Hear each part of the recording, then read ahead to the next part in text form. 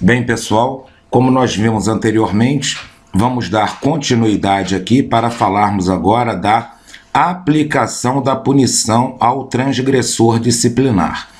O artigo 26 vem dizendo para a gente o seguinte: a aplicação da punição compreende uma nota de punição e a decorrente publicação por portaria baixada pelo secretário municipal de administração. O que é isso aqui, pessoal? A autoridade que aplicou aquela punição, que julgou o elemento que cometeu a transgressão disciplinar e aplicou a punição, ele tem que fazer uma nota de punição, que nós veremos a seguir o que vai constar dessa nota de punição. E haverá uma portaria. A portaria é um documento assinado pelo secretário municipal de administração. Então nós temos aí dois documentos em que vão consubstanciar a aplicação da punição. O parágrafo 1º vem falando para a gente do seguinte, da nota de punição. A nota de punição conterá uma descrição sumária, ou seja, uma descrição breve, um resumo, de forma clara e precisa dos fatos e circunstâncias que determinaram a transgressão, relacionando-a às contidas no anexo 1º. Pausa aí, pessoal, só para eu explicar para vocês. O anexo 1º, para quem não lembra, eu falei anteriormente, é o anexo deste regulamento que contém uma lista de transgressões disciplinares. Então, na nota de punição, o que vai acontecer? A autoridade que fez o julgamento, ela vai relacionar aquela lista do anexo 1º, ou seja, dizer qual foi a transgressão contida no anexo que o transgressor cometeu. E o enquadramento, que é a caracterização da transgressão acrescida de outros dados relacionados com o comportamento do transgressor, cumprimento da punição ou da justificação. Pessoal, isso aqui é uma coisa que não deve ser cobrado na sua prova. O importante aqui é vocês saberem que a aplicação compreende aí dois documentos, a nota de punição e a portaria do secretário municipal de administração. Porém, nós vamos continuar vendo aqui e eu vou explicando detalhadamente para vocês o que está escrito, porque em caindo na prova nós vimos. O parágrafo 2º, ele diz para a gente o seguinte, que no enquadramento, esse enquadramento que está citado aqui no parágrafo 1º, serão mencionados. Vejam bem, pessoal. Item 1.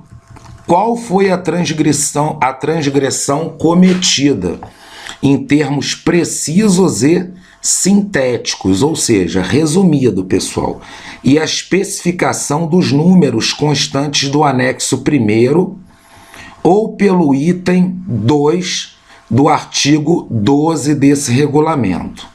O que esse item 1 está dizendo para a gente, pessoal? Que a transgressão cometida, ela deve ser citada, escrito ali o que foi que o transgressor cometeu, e sempre relacionando com a lista de transgressões do anexo 1º, ou seja, citando qual foi a transgressão do anexo 1º que ele cometeu. Porém, o item 2 do artigo 12 desse regulamento diz o seguinte, que nem todas as transgressões estão no anexo 1. Então, pode ser que a transgressão cometida não esteja no anexo 1º, esteja em outras normas, regulamentos, leis. Então, nesse caso, é por isso que está aqui escrito, ou pelo item 2 do artigo 12 deste regulamento. No caso, será anotado que a transgressão foi cumprida de acordo com o item 2. Isso significa que estará em outras normas, em outros regulamentos e não aqui no anexo 1º deste regulamento. Item 2, pessoal, olha só, agora vem falando das transgressões que não estão aqui no anexo 1º. No caso das transgressões a que se refere o item 2 do artigo 12 deste regulamento, ou seja, aquelas que não estão no anexo 1º, tanto quanto possível, tem que se fazer referência aos artigos, parágrafos, letras e números das leis, regulamentos, normas ou ordem que forem contrariadas ou contra os quais tenha havido omissão.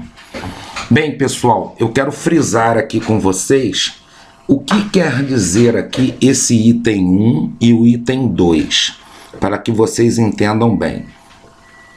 Quando o julgador for enquadrar a transgressão disciplinar, ele precisa fazer o enquadramento dizendo o seguinte: em que item do anexo 1 deste regulamento, que tem vários itens, vários exemplos de transgressões disciplinares, em que item que o transgressor incidiu.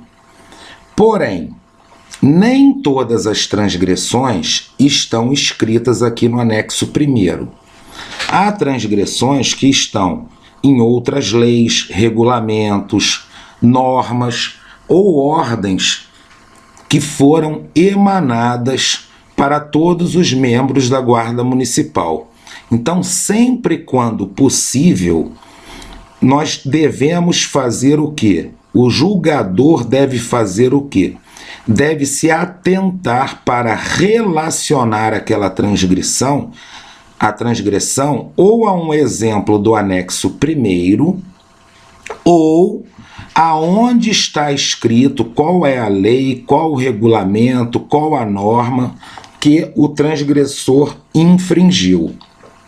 Item 3, pessoal, os itens, artigos, parágrafos e letras das circunstâncias atenuantes ou agravantes, ou causa de justificação. O item 3 está dizendo o seguinte, que quando do enquadramento da punição, sempre que houver causa de justificação ou circunstâncias atenuantes ou agravantes, que nós já vimos anteriormente quais são, e essas circunstâncias e causa de justificação estão listadas aqui no regulamento por item, ali vem sempre aquele item 1, de uma causa atenuante, item 2, outra causa atenuante, item 3, outra causa atenuante. Então, deve-se fazer relação, sempre relacionar, quando houver circunstâncias atenuantes ou agravantes ou causa de justificação. Sempre fazer essa relação. Item 4. A classificação da transgressão, que nós já vimos anteriormente quais são as classificações da transgressão. A punição que foi imposta. A classificação do comportamento funcional em que o servidor permaneça ou ingresse. O que é isso aqui, pessoal? Todo servidor, todo guarda municipal, ele vai ser classificado no que tange ao seu comportamento. Então, existem várias classificações que nós veremos daqui a pouco. Nós ainda vamos ver isso. Ele pode ser classificado como tendo bom comportamento, mau comportamento, um comportamento excelente. Então, deve constar ali no enquadramento qual a classificação em que o servidor vai permanecer ou ingresse depois que for aplicada a punição imposta. O item 7 traz para a gente o seguinte: a data do início e do término da punição aplicada. O parágrafo 3º vem dizendo para a gente o seguinte: não deverá constar da nota de punição comentários deprimentes ou ofensivos, permitindo-se, porém, os ensinamentos decorrentes, desde que não contenham alusões pessoais. O que esse parágrafo 3º está dizendo para a gente? Que não deve constar na nota de punição nada que ofenda a honra pessoal daquela pessoa que está sendo punida. Tudo deve ser feito com total imparcialidade e seriedade. Ele cometeu uma transgressão e ele será punido por isso. A punição é a única pena que ele vai sofrer. Ele não pode ter a sua imagem, ou seja, ofendida por causa disso. O parágrafo 4º. A publicação da punição em portaria do secretário municipal de administração é o ato administrativo que formaliza a aplicação da mesma ou a sua justificação. Esse item 4 é importante para a gente. Veja bem, a portaria que vai ser assinada pelo secretário municipal de administração é que vai dar o caráter legal, é que vai formalizar a aplicação da punição ou a sua justificação. Se não houver essa portaria do secretário municipal de administração, é como se não houvesse a punição. É por isso que vem escrito aqui que é o ato administrativo que formaliza a aplicação da mesma. Parágrafo 5º. A cópia da portaria que oficializa a punição deverá ser encaminhada ao Departamento de Segurança Patrimonial da Secretaria Municipal de Administração para conhecimento do punido e anotações necessárias na seção de expediente. Ou seja, pessoal, na seção que vai controlar, onde vão manter os registros necessários na Guarda Municipal. Artigo 27. A publicação da punição imposta aos servidores considerados graduados, daqui a pouco veremos o que são esses considerados graduados. Olha aqui, ocupantes de funções de confiança do diretor. Justamente isso aqui que são os graduados, quem ocupa a função de confiança do diretor. Em princípio, deve ser feita de maneira reservada. Em princípio, e não sempre, podendo ser ostensiva se as circunstâncias ou a natureza da falta cometida assim a recomendarem. O que é importante a gente saber desse artigo 27, que pode estar numa alternativa de verdadeiro ou falso da prova, é a gente saber que não é sempre que a punição imposta a um graduado, ela será reservada, ela pode ser também ostensiva. O parágrafo único, ele vem dizendo para a gente quem são considerados graduados para efeito deste artigo. São os servidores que exerçam cargos com funções gratificadas. Ou seja, ele exerce um cargo e acaba ganhando mais por isso. Ele tem uma função que é gratificada. Artigo 28. A aplicação da punição deve ser feita com justiça, serenidade e imparcialidade, para que o punido fique consciente e convicto de que a mesma se inspira no cumprimento exclusivo do dever e na preservação da disciplina e que tem em vista o benefício, aqui tem um erro, né? No caso aqui seria o benefício educativo do punido e da coletividade. Então, pessoal, aqui é bem simples de entender esse artigo 28, ele diz respeito o quê? que a punição ela não deve ser considerada um castigo, e sim ter um caráter educativo. Educativo para quem? Para quem cometeu aquela falta, aquela transgressão, e para toda a coletividade. Por quê? Porque a partir do momento que a coletividade vê um indivíduo que cometeu uma transgressão sendo punido, isso vai educar a coletividade para que aquela ou outras transgressões não sejam cometidas. E a punição ela deve ser imparcial, ou seja, não deve ser levada em consideração tanto por parte do julgador quanto por parte do julgado, daquele que está sendo julgado, não deve ser levado em consideração uma rixa pessoal entre eles. Tudo deve ser visto de forma muito profissional. Ou seja, bem, eu sou o secretário municipal de administração. Essa pessoa cometeu uma transgressão disciplinar. Então, eu vou puni-lo, mas eu vou puni-lo não a pessoa em si. Eu vou punir um elemento independente de quem seja, porque cometeu aquela transgressão disciplinar. Eu não posso levar para o lado pessoal, bem como aquele que está sendo julgado também não pode levar para o lado pessoal. Ou seja, ele tem que saber que ele está sendo punido porque ele cometeu uma transgressão disciplinar.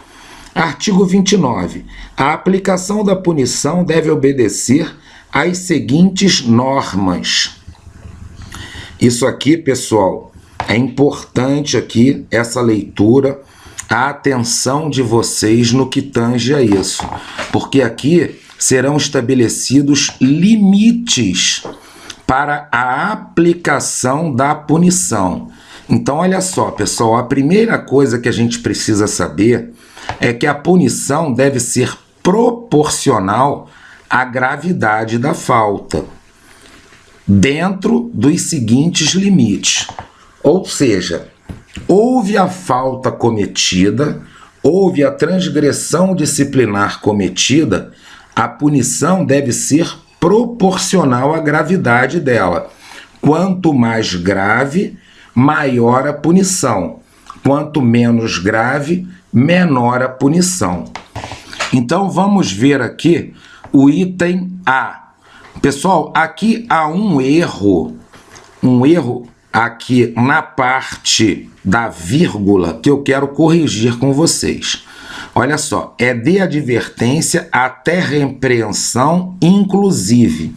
Ou seja, toda vez que uma transgressão for considerada leve, a pena aplicada será de advertência até repreensão inclusive. Ou seja, pode ser uma advertência ou pode ser uma repreensão. Qual o erro aqui? É que essa vírgula deve estar depois do inclusive, tá? E a vírgula aqui está antes, isso propicia uma leitura errada, tá, pessoal? Inclusive, se isso aqui cair na prova, é um item passível de ser anulado, porque a vírgula colocada fora de lugar leva à interpretação errada aqui de quem está lendo isso. Então, toda vez que uma transgressão for considerada leve, será aplicado o quê? Advertência ou repreensão. É isso que vocês precisam saber. Letra B. De 5 a 15 dias de suspensão, inclusive, olha só, a vírgula também colocada fora do lugar. É de 5 a 15 dias de suspensão, inclusive, vírgula, para as transgressões consideradas médias. Ou seja, pessoal, toda vez que a transgressão for considerada média, são 5 a 15 dias de suspensão, inclusive. Esse inclusive significa o seguinte, prestem bem atenção nisso que eu vou dizer, para vocês aprenderem isso aqui. 5 a 15 dias de suspensão, inclusive, significa que 15 dias está incluso, ou seja, eu posso aplicar 15 dias. Se fosse 5 a 15 dias de suspensão exclusive, estaria excluindo os 15 dias. Então, eu só poderia aplicar de 5 a 14 dias. Isso que quer dizer o inclusive aqui, pessoal. Então, toda vez que a transgressão for considerada média, nós teremos uma suspensão que pode ir de 5 a 15 dias. Agora, de 16 a 30 dias de suspensão para transgressões consideradas graves. Porém, no caso em que o infrator tem a seu favor circunstâncias atenuantes. Então, pessoal, quando a contravenção for classificada como grave e houver circunstâncias atenuantes, a pena será de 16 a 30 dias de suspensão. Letra D. Agora nós vamos tratar de letra D e letra E. A demissão por interesse administrativo e a letra E, demissão por justa causa. A demissão por interesse administrativo, quando verificado que o transgressor é reincidente em faltas consideradas leves ou médias. Ou seja, isso pode ser aplicado pelo julgador. Toda vez que aquele transgressor vem cometendo sempre faltas leves e faltas médias, faltas leves e faltas médias, ele pode ser demitido por interesse administrativo. Mas vamos continuar a leitura. Sem que as mesmas, uma vez cometidas, não tenham de modo algum contribuído para denegrir o bom nome da classe. Ou seja, pessoal, essas infrações não podem ter contribuído para denegrir o bom nome da classe, ou seja, de todo o quadro do funcionalismo público municipal e dos membros da Guarda Municipal. Letra E. Agora trata da demissão por justa causa. Quando a transgressão cometida for considerada grave, que afete a honra pessoal, o pundonor dos servidores municipais, o decoro da classe e outras prescrições estabelecidas no Estatuto dos Servidores Municipais, leis e regulamentos, bem como aquelas praticadas contra normas e ordens de serviços emanadas de autoridades competentes. Então, pessoal, sempre que for cometida uma transgressão aqui considerada grave e que afete o brio, afete a imagem de toda a classe de servidores e da Guarda Municipal, nós teremos a demissão por justa causa. Tá ok, pessoal? Então, olha só, se a falta for grave, gravem isso, e houver circunstâncias atenuantes, pessoal, nós teremos 16 a 30 dias de suspensão. Porém, se não houver circunstância atenuante e aquilo afetar a honra pessoal de todos os membros, o que acontece? Demissão por justa causa. Vamos ver aqui o que traz para a gente o item 2. A punição não pode atingir o máximo previsto no item anterior, ou seja, não pode ser aplicada a pena máxima prevista aqui no item 1, quando ocorrerem apenas circunstâncias atenuantes.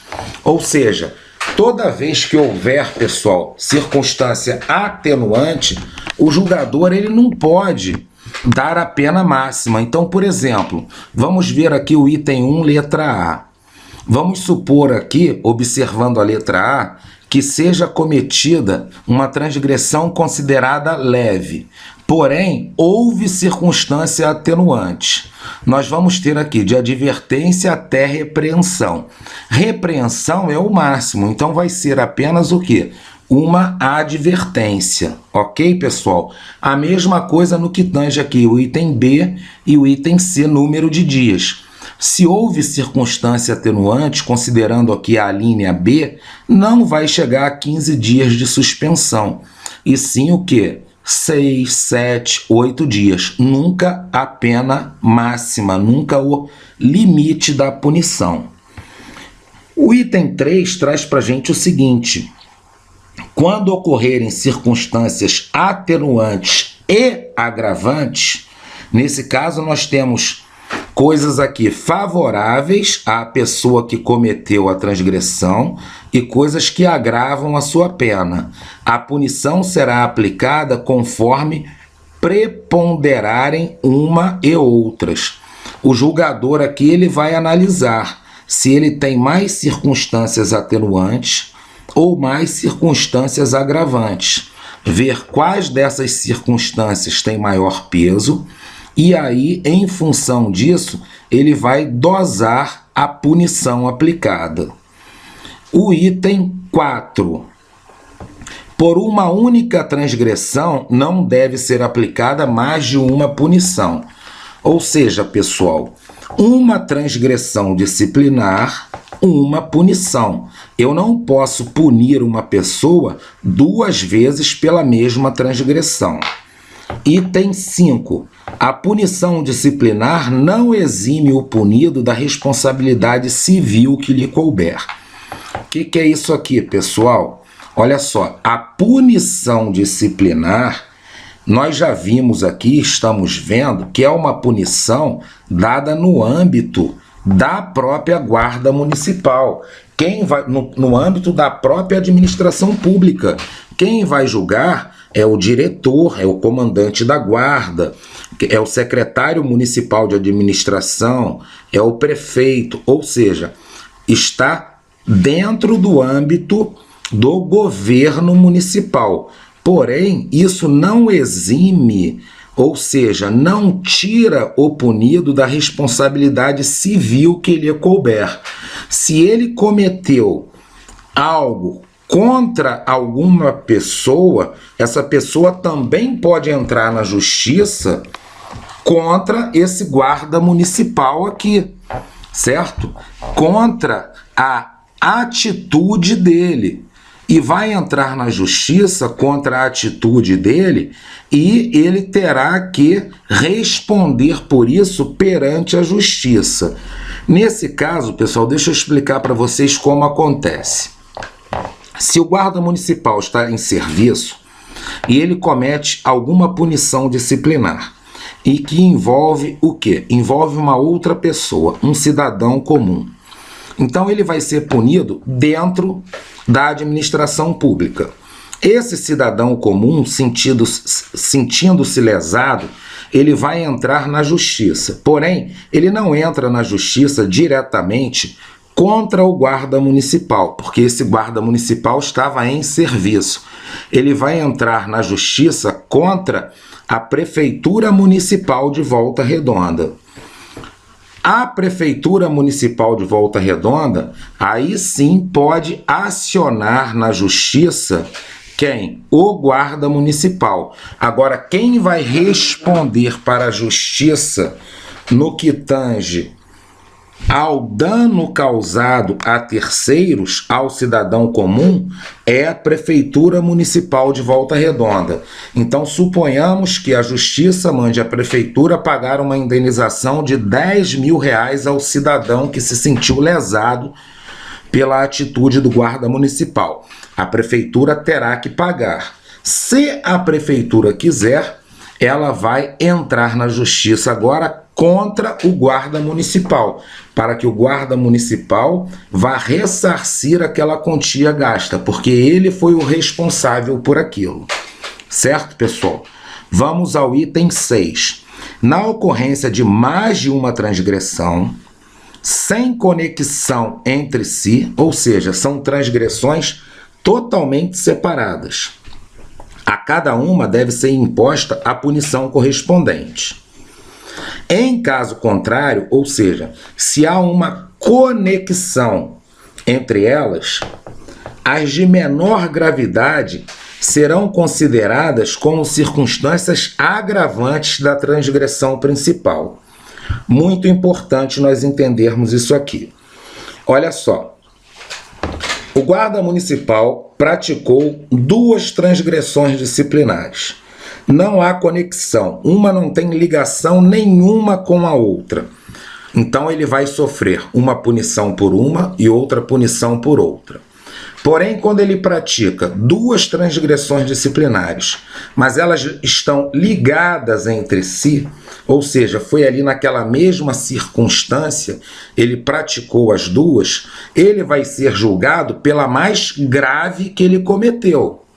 E aquela menos grave vai ser uma circunstância agravante da transgressão principal. Então, a transgressão principal é a mais grave que ele cometeu. Vamos dar uma parada por aqui e a gente já volta daqui a pouquinho para dar continuidade observando o artigo 30.